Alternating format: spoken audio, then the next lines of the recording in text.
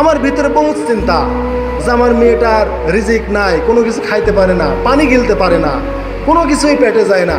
তখন আইসিইউতে দেওয়ার টাইমে আমার মেয়েকে বললাম, বেটি তুমি আল্লাহর কাছে যাওয়ার জন্য পরিপূর্ণ প্রস্তুতি নাও, কেননা সোমবারের দিন রাত্রে তুমি আমার সাথে খাওয়া দাওয়া করছো, মঙ্গলবার বুধবার গিয়েছে তুমি এক ঢোক পানি পান করতে পারো নাই, তুমি কত পানির জন্য ক্লান্ত হও, আমাকে খালি বুক দেখা দিত, জাব্বু আমাকে এক ঢোক পানি পান করাও, এক ঢোক পানি খালে আমি বাঁচবো। আমি বললাম, মারে তোমার সামনে তো বোতলকে বোতল পানি, তুমি পানি পান করো। যেই পানি পান করতে লাগা নাক দিয়ে বের হয়ে যায়, গলার নিচে যায় না। অতএব আমি আমার মেয়েকে আইসিইউতে দেওয়ার আগে গেটে চোখের পানি ছেড়ে বললাম, মা তুমি আল্লাহর উপর পরিপূর্ণ তাওয়াক্কুল করো, ওই আল্লাহ ছাড়া বাঁচানোর কেউ নাই, আল্লাহ ছাড়া রিজিক দেওয়ার কেউ নাই, ওই আল্লাহ তোমার রিজিক বন্ধ করে দিয়েছে, তাই তুমি খেতে পারছো না। তোমার সামনে এত সুন্দর খানা দানা, তোমার সামনে পানি, কিন্তু তুমি পারছো না। অতএব তুমি এই আইসিইউতে গেলে কেউ আর ফিরে আসে না, বেশিরভাগই মারা যায়, তাই তুমি পরিপূর্ণ মৃত্যুর প্রস্তুতি নিয়ে তুমি এখানে যাও। হয়তো তোমাকে আমরা কালিমাও দিতে পারবো না, সেই সময়টুকু হয়তো আমরা পাবো না, তাই তুমি পরিপূর্ণ কালিমা পড়ে আল্লাহর উপর তাওয়াক্কুল করে তুমি এখানে ঢুকো।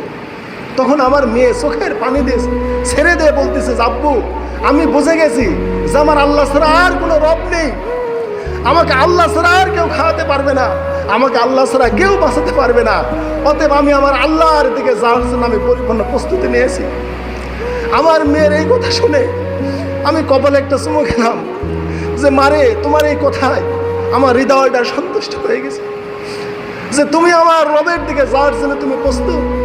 আর তুমি বুঝে ফেলেছো যে তোমাকে কেউ খাওয়াতে পারবে না, তোমাকে কেউ বাঁচাতে পারবে না, কেউ তোমাকে সুস্থ করতে পারবে না।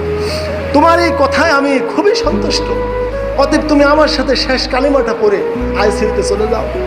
আমার সাথে আমার মেয়ে কালিমা পড়ে আইসিইউতে চলে গেল। তারপরে একের পর এক লাইফ সাপোর্ট, বিভিন্ন মেশিনপত্র ঢোকায় দিল, আর মেয়ের কোনো খাওয়া দাওয়া নাই, নাক দিয়ে ঢোকায়।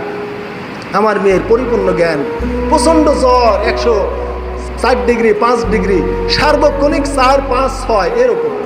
ডাক্তারেরা সবাই বলে যে এত সুন্দর একটা মেয়ে, এত সুন্দর চেহারা, ফুটফুটে, সব ভালো, আল্লাহ কি একটা রোগ দিয়েছেন, খাওয়া দাওয়া সব বন্ধ। ডাক্তারেরা যেই দেখে তারই ময়া লাগে, এই মেয়েটা কার এত সুন্দর, মানে ওই 16টা বেড আছে, বেডের মধ্যে আমার মেয়ের মতো চেহারা, এত সুন্দর, এত ভালো রোগী একটাও নাই। আমার বিভিন্ন দুঃখ পেরেশান ছিল, আমার সন্তানের কথা আমি আবেগ আপ্লুত হয়ে যাব, আমি বলতে পারিনি, কিন্তু আমি বলার জন্য একটা ইয়া নিয়েছি। আপনারা অনেকেই বলেছেন যে আপনার মেয়েটা কিভাবে মারা গেল, কিন্তু আমি আবেগ ধরে রাখতে পারবো না, আমার কণ্ঠ নষ্ট হয়ে গিয়েছিল।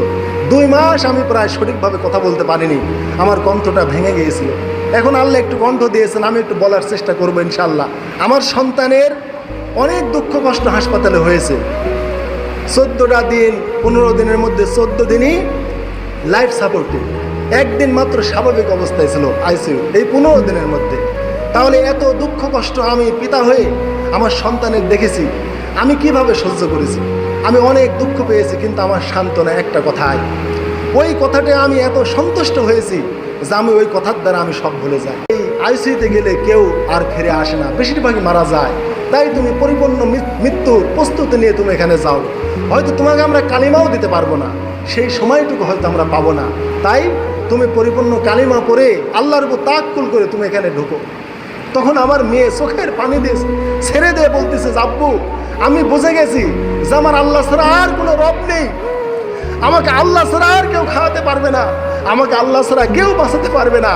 অতএব আমি আমার আল্লাহর দিকে যাওয়ার জন্য আমি পরিপূর্ণ প্রস্তুতি নিয়েছি।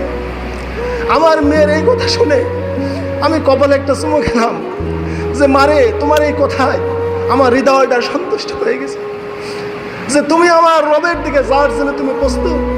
আর তুমি বুঝে ফেলেছো যে তোমাকে কেউ খাওয়াতে পারবে না, তোমাকে কেউ বাঁচাতে পারবে না, কেউ তোমাকে সুস্থ করতে পারবে না। তোমার এই কথায় আমি খুবই সন্তুষ্ট। অতএব তুমি আমার সাথে শেষ কালিমাটা পড়ে আইসিইউতে চলে যাও। আমার সাথে আমার মেয়ে কালিমা পড়ে আইসিইউতে চলে গেল।